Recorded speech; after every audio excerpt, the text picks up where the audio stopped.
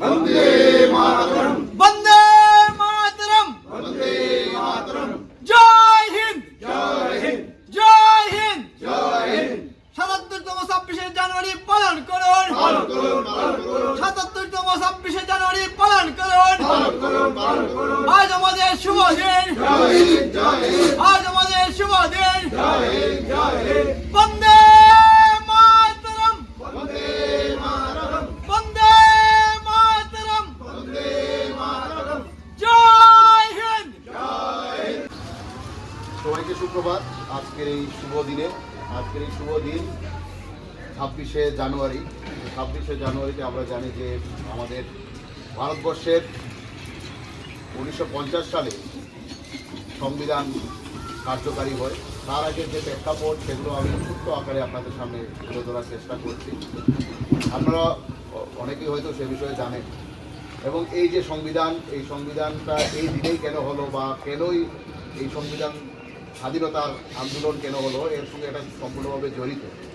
আপনারা হয়তো জানেন যে 1885 সালে আমাদের দেশের মধ্যে বিভিন্ন রাজনৈতিক কর্মকাণ্ড সংগঠিত করার জন্য অ্যালান অক্টাভিয়ান হিউম, উমেশচন্দ্র বন্দ্যোপাধ্যায়ের নেতৃত্বে ভারতের জাতীয় কংগ্রেস, যেটা বর্তমানে জাতীয় কংগ্রেস নয়, তৎকালীন সময়ের জাতীয় কংগ্রেস, যে জাতীয় কংগ্রেস একমাত্র লক্ষ্য ছিল যে মানুষকে সংগঠিত করে ব্রিটিশের অত্যাচারের বিরুদ্ধে কিভাবে একটা আন্দোলন গণতান্ত্রিক করা যায়।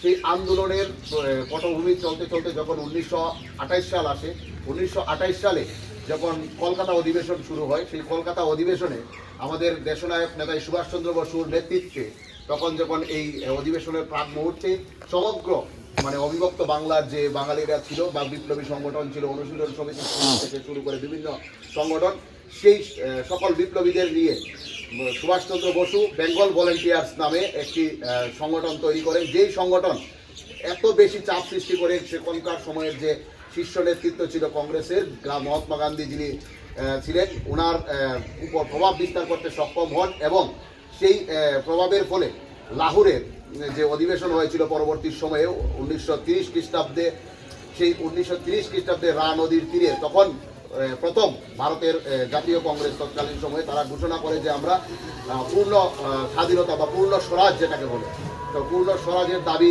তখন সেই তোলা হয়। তার পরবর্তী সময়ে ভারত যখন স্বাধীন হয় 1947 সালে 15ই আগস্ট, তখন যে ভারত যে স্বাধীন হয়েছিল, তারপর ভারত চলার জন্য যে আইনের প্রয়োজন ছিল, সেই আইন ছিল ভারত শাসন আইন 1935। যে আইনের মাধ্যমে যখন শাসন হচ্ছিল তখন কিন্তু ভারতের সংবিধান রচিত হয়নি।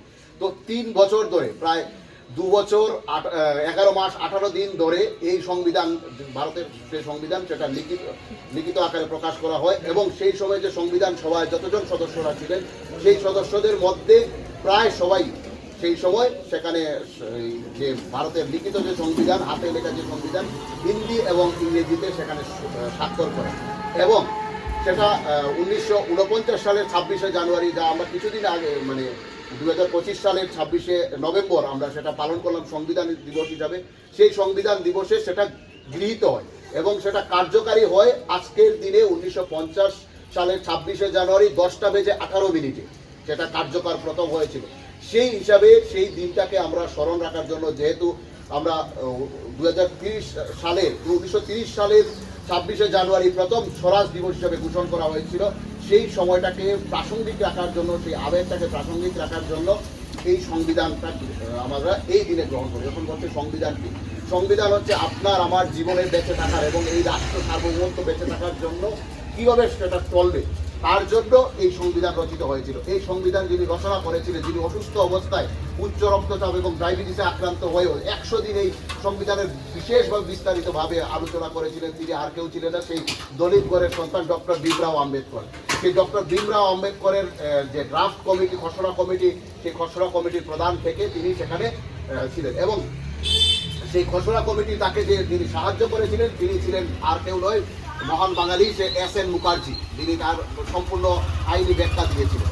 তো এই প্রেক্ষাপটে যখন আমাদের সংবিধান গৃহীত হয়, বর্তমানে যে সংবিধানের প্রেক্ষাপট হচ্ছে সেটা হচ্ছে যে আমাদের সংবিধানে একটি প্রিয়াম্বেল মানে প্রস্তাবনা রয়েছে এবং 25টি ভাগ, যে 25টি ভাগে আমাদের মৌলিক অধিকার, মৌলিক কর্তব্য এবং আমাদের দেশ কিভাবে চলবে, রাজ্য কিভাবে চলবে, আমাদের গ্রাম পঞ্চায়েত থেকে শুরু করে ছোট ছোট অবস্থায় আপনি ছোট একটি দোকান করলেও কিভাবে সেটা আপনার দোকানটা করবেন সেই ব্যবস্থাটাও এই সংবিধানের মধ্যে বিস্তারিতভাবে লেখা আছে।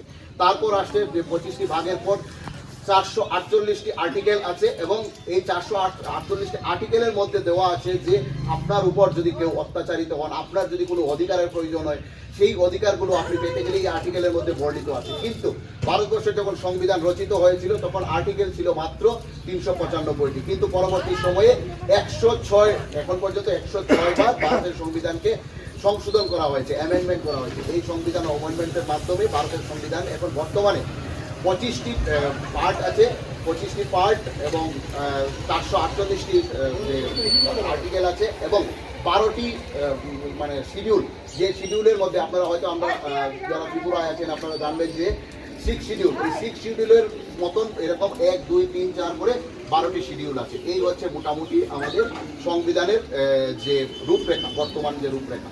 তো আমার এই আলোচনাগুলো করার মূল কারণ হচ্ছে যে সংবিধান আমাদের কি দিয়েছে। সংবিধান আমাদের কথা বলার অধিকার দিয়েছে, ভারত কিভাবে চলবে এবং ভারতের একজন দরিদ্রতম ব্যক্তি থেকে একজন ভারতের সর্বোচ্চ ক্ষমতার অধিকারী যিনি রাষ্ট্রপতি আছেন, সেই রাষ্ট্রপতিও কিভাবে এই দেশের মধ্যে তার আমার এবং সমান অধিকার সেটা যে প্রতিষ্ঠিত করা, তার জন্য হচ্ছে এই সংবিধান। এই সংবিধানের মাধ্যমে আপনি আপনার শিক্ষার অধিকার, আপনার বেঁচে থাকার অধিকার, খাদ্যের অধিকার, আপনার যাবতীয় যে অধিকারগুলো মৌলিক অধিকার আছে, আপনি আপনার মৌলিক কর্তব্য এই সংবিধানের মাধ্যমে জানতে পারবেন। তাই আমি অনুরোধ রাখবো সবাইকে, সংবিধানকে আপনারা পড়ার চেষ্টা করুন, সংবিধানকে জানুন, জানলেই আপনি আপনার অধিকার সম্পর্কে অবহিত করতে পারবেন, নিজের নিপীড়ন অত্যাচার নিজেই প্রতিরোধ করতে পারবেন। এবং সংবিধান এই আমাদের এত পবিত্র গ্রন্থ যেটা হাজার বছরের ইতিহাসকে একটা জায়গায় এখানে আমাদেরকে এনে যুক্ত করেছে এবং এই যে প্রিন্সলি স্টেট থেকে শুরু করে যতগুলো ছিল যারা নিজেকে স্বতন্ত্র ভাবত, যারা ভারতের সংবিধানের সার্বভৌমত্বকে মানতে চাইছিল না, তারা এই সংবিধানকে স্বীকার করেছে এবং সংবিধান স্বীকার করার মাধ্যমে ভারতের সার্বভৌমত্বকে তারা মান্যতা দিয়েছে। এই হচ্ছে মোটামুটি আমাদের আজকের দিনের যে প্রেক্ষাপট। এবং আজকের দিনে আমি বলবো যে শুধুমাত্র 26 জানুয়ারি উদযাপন করার মধ্যেই সীমাবদ্ধ না থেকে আমাদের প্রতিটি মুহূর্তে আমাদের মনে রাখতে হবে আমাদের কর্তব্য এবং আমাদের দায়িত্ব অধিকারকে কীভাবে আমরা পেতে পারি এবং আমার এলাকার নবপ্রজন্ম, আমার ছাত্র সমাজ, আমার যুব সমাজ এবং আমার কীভাবে নিজের পরিবারের উত্তরোত্তর বৃদ্ধি করা যায়, ভালো জায়গাতে পৌঁছানো যায়, এর মাধ্যমে সমাজ এবং দেশ গড়া যায়। তো এই কথাগুলো বলেই আমি আমার আলোচনা শেষ করছি এবং সবাইকে বলবো যে 26শে জানুয়ারি আমাদের জন্য অত্যন্ত গৌরবের দিন এবং এই স্বাধীনতার পর কীভাবে ভারত স্বাধীন হবে এবং এই স্বাধীনতার যে ইচ্ছাটা তখনকার সময় যারা নেতৃত্ব দিল তাদেরকে যিনি ফোর্সফুলি বাধ্য করেছিলেন, তার পেছনে ছিল একমাত্র দেশনায়ক নেতাই সুভাষচন্দ্র বসু, যিনি প্রথম বলেছিলেন যে ব্রিটিশের গোলামি থেকে আমাদের বেরোতে হবে। তো এই বলে আমি শেষ করছি। সবাই ভালো থাকবেন, সুস্থ থাকবেন।